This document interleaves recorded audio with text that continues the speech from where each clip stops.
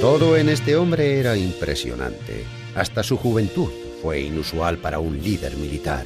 Era un hombre frío, resuelto y decidido. Era un maestro en las artes bélicas y en idear tácticas originales. A pesar de que perdió la Segunda Guerra Púnica entre Cartago y Roma, el gran general cartaginés permanecería invencible en la memoria de las futuras generaciones. Nació en el año 246 a.C. en la familia del prominente militar y líder político cartaginés Amílcar Barca. El niño fue llamado Aníbal, que en púnico significa gracia de Baal. En esos tiempos, Cartago era un estado poderoso en el norte de África, pero el estado romano dificultaba el comercio marítimo en el Mediterráneo. Y el padre de Aníbal era un gran adversario de Roma. Según el historiador Tito Livio, Amílcar educó a sus hijos como leones en contra de Roma. Aníbal solo tenía 9 años cuando, durante el sacrificio a Júpiter, juró un odio eterno a Roma. Viajó con su padre a España, donde los nativos de Cartago esperaban poder levantar una barrera entre ellos y los romanos. Años más tarde, el joven se convirtió en el encargado de la caballería, y tras la muerte de su padre y de su hermano mayor, a los 25 años, Aníbal se convirtió en el comandante al mando de todas las tropas. El historiador Tito Livio escribió que Aníbal aguantaba el calor y el frío con la misma paciencia. No su placer, sino sus necesidades físicas eran las que determinaban lo que bebía o comía. En numerosas ocasiones se podía ver al comandante abrigarse con una manta y dormir en el suelo junto con sus soldados. Siempre era el primero en comenzar los enfrentamientos y el último en dejar el campo de batalla. En el año 219 a.C. atacó una ciudad española que guardaba alianza con Roma. Así comenzó la Segunda Guerra Púnica. La guerra fue nombrada de esta manera por el simple hecho de que a los cartagineses se les denominaba púnicos. En otoño del año 218 a.C., las tropas de Aníbal se dirigieron hacia los Alpes. El líder militar cartaginés quería llevar a cabo una estrategia que los romanos consideraban imposible. Quería atravesar las montañas más altas de Europa e invadir Italia por el norte. Cruzar los Alpes fue una tarea difícil que duró más de 2 semanas. Los caballos agujereaban las finas capas de hielo con sus patas y quedaban atrapados en la nieve continuamente. Muchos de los elefantes que acompañaban al ejército cayeron al abismo arrastrando a soldados con ellos.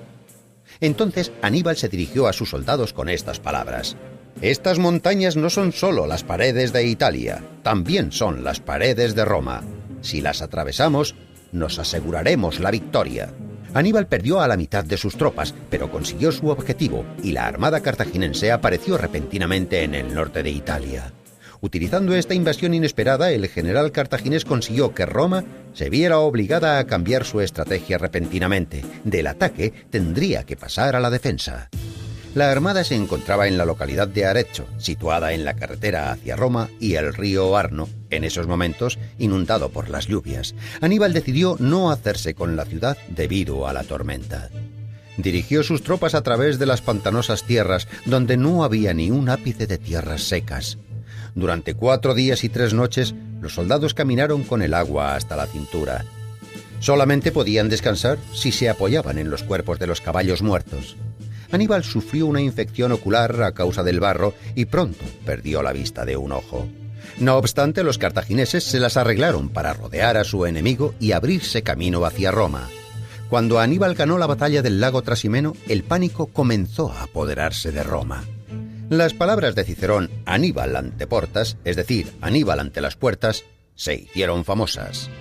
Entonces, el cauteloso líder militar Fabio Máximo trabajó en unas tácticas especiales para agotar a los cartagineses, utilizando breves encuentros y largas marchas. Aún así, Aníbal era capaz de provocar al enemigo para que comenzara la batalla. En el año 216 a.C., en Apulia, en la ciudad de Canas, ahora el monte de Canas, comenzó la gran batalla. La armada del gran líder cartaginés consiguió derrotar a una armada romana que les duplicaba en número. El comandante Aníbal consiguió hacerse con la victoria de una de las batallas más conocidas de la historia antigua.